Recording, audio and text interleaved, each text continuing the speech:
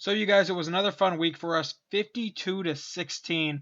The first thing I want to say though before I get into this is I was out of the house all day and I actually missed the entire TCU Oklahoma State game, and I recorded the OU game and I watched the first 3 quarters, pretty much fast forwarding through. I saw all the touchdowns. I saw Dakota Austin's interception. So I probably missed a few plays here and there, but I tried to watch any of the important plays. And if I missed any and I don't mention them and you want me to mention them, then I'm sorry. But there were really no important plays in the fourth quarter. We just kind of took our lead and made it even bigger. But the first thing I want to talk about is I now think you have to put Baker Mayfield in the Heisman talks. I don't think it's even like a debate anymore.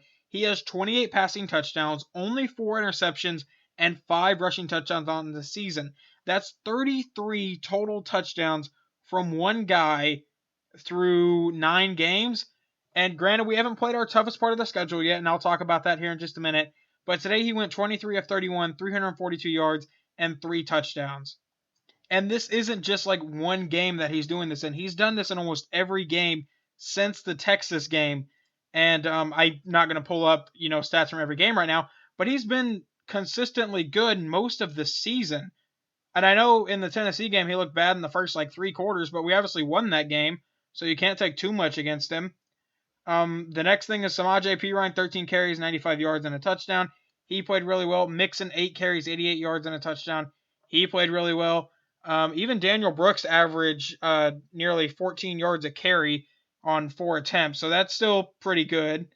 It appears as though our run game has finally started to get going, which is tremendous since we are now getting into our roughest part of the schedule. And let's just go ahead and talk about that for a little bit. And Baylor won on Thursday, so now they're still undefeated. Next week we are in Baylor, which could be the game day game. By the time this goes up, we might already know, but I doubt it. Which could be the game day game, which would be huge. But honestly, I don't want them to go to Baylor and be the game day game. I still want us to beat Baylor, and I want us to beat TCU. But I want Oklahoma State to remain undefeated, and I don't know who they still have left to play. I know they still have Baylor and Oklahoma State. Who do you have left to play? They have Baylor, us, and Iowa State. They're at Iowa State next week. So they should win that game pretty easily, but I want them to be undefeated, and I want that to be game day because that could potentially decide if we win out or if we beat Baylor and TCU and they beat Iowa State and Baylor, then that game could decide who goes to the playoffs for the Big 12. And I think that would be a bigger implication than this week, where if we lose, then we're done. If Baylor loses, then they're still kind of in it. I think TCU still has a slight chance to be in it, but they're going to need Oklahoma State to lose to Baylor and OU. They're going to need OU to lose to Baylor and TCU, and, well, that would put Baylor undefeated, except to TCU. I don't know how TCU could make the playoffs. Maybe they can. Maybe I'm just blabbering and not really knowing what I'm talking about, which I do quite a lot. I accidentally left the game page for that, so now I need to go back to it. Dakota Austin did have an interception today, and I do want to talk about that. Does anyone know when Zach Sanchez is actually coming back? I'd really like to have him back for KD Cannon and Corey Coleman, mainly Corey Coleman, but I'd really like to have Sanchez back by next week. And if he's not back by next week, then we're definitely going to need him for Doxson. Because no matter how they played today, Doxson is probably still a top 3 receiver in the Big 12, if not top 2. I think Corey Coleman is probably the best receiver in the Big 12 as of right now, and Doxson could, change that by the time we actually play, which is in like 2 weeks, so probably not. But you guys know what I mean. Corey Coleman's probably the best receiver in the Big 12. Josh Doxson is definitely up there, so I'd really like to have our number 1 cornerback for that game. Sterling Shepard, 4 catches, 94 yards. He played pretty well. Flowers, 2 catches, 81 yards, and a touchdown.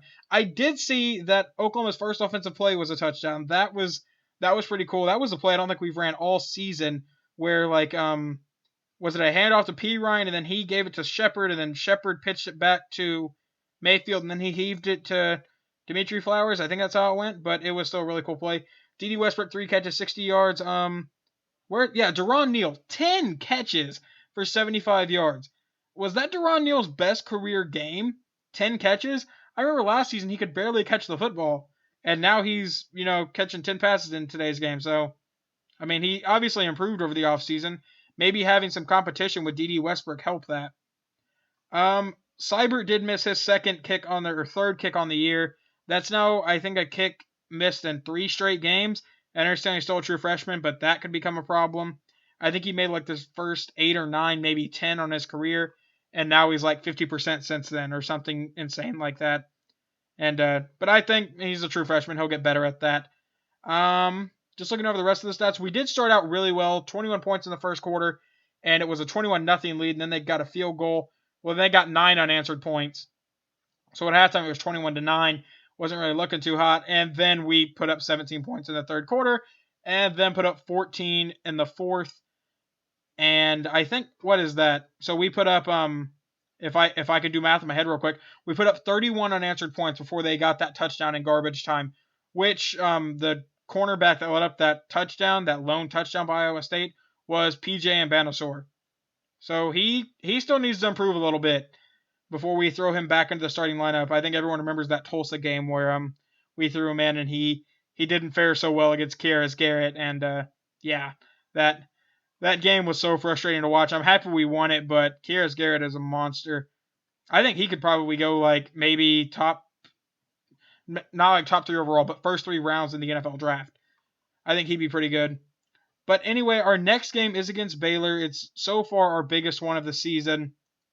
And then we play TCU, then at Oklahoma State. This will be the biggest test that we've had all year, obviously. If we win out here, we have a really good chance to make the playoffs. But if we lose any of these, we're pretty much done. And I guess it's a good thing that if we had to lose a game, I guess it's great that we lost about midway through the season because since then we've dominated everybody. And it's been a couple decent teams. K-State was ranked at one point. Tech still looks like a decent team to me most of the time. We just kind of, I think, caught them off guard. And then Kansas and Iowa State, which everyone pretty much expected us to win. But next week against Baylor and their freshman quarterback, I think that's the key next week is they have a very, very young quarterback, and our defense has played great so far in these past few games.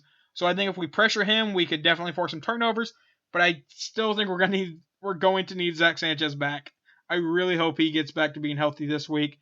If anyone knows anything else about Zach Sanchez and if he will be back this week or if he's going to be out for the season or whatever, and I don't know, tell me in the comments or something. But anyway, let me know what you guys thought of this game, and like how you guys thought the first 3 quarters were. Because like I said, I pretty much watched a condensed version of the first 3 quarters and finally caught up in the fourth quarter.